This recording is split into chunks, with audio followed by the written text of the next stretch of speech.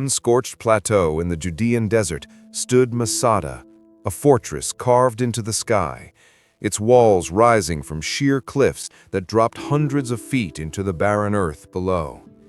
The air was dry, the horizon endless, and the silence broken only by the wind.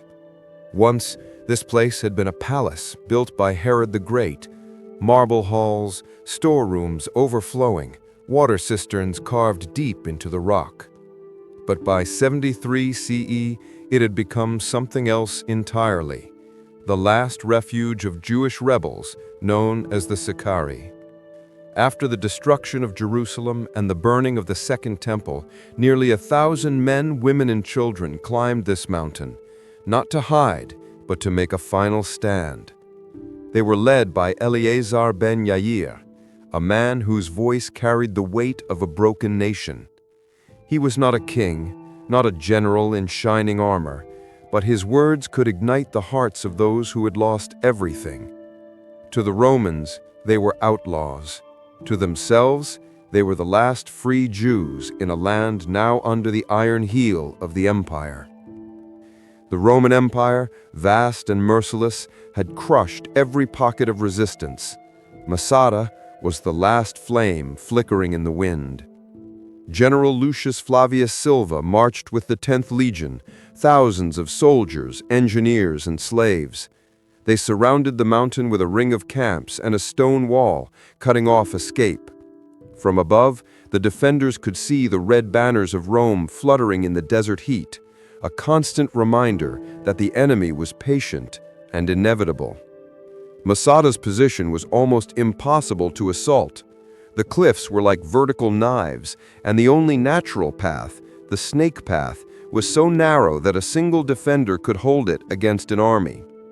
But the Romans were masters of siegecraft. They began building something the defenders had never seen before, a massive siege ramp on the western side, hauling stone and earth day after day, week after week.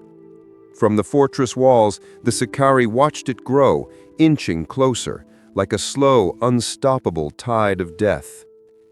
Inside the fortress, life went on, but under the shadow of the siege. The rebels rationed food and water, trained with their weapons, and repaired the walls. Children played in courtyards, their laughter a fragile defiance. Women baked bread in clay ovens, the smell mingling with the desert dust. At night, families gathered under the stars, telling stories of David and the Maccabees, of victories long past. Eleazar walked among them, speaking softly. "We were not born to serve. Better to die free than live as slaves." The Romans, relentless, advanced their ramp. The sound of hammers and shovels echoed across the desert. The defenders tried sorties, hurling stones and arrows, but the enemy's numbers were too great.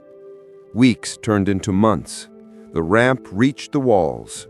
The Romans rolled forward a great siege tower, its iron-shod battering ram ready to smash the gates. Eleazar called his people together in the great hall. The air was heavy, the faces around him lit by flickering oil lamps. He spoke not of victory, but of choice. If we fall into their hands, our wives will be violated, our children enslaved, and we will be paraded in chains. Let us die as free men, leaving the Romans nothing but an empty fortress and the knowledge that they could not break us. His words were met with silence, then nods, then tears.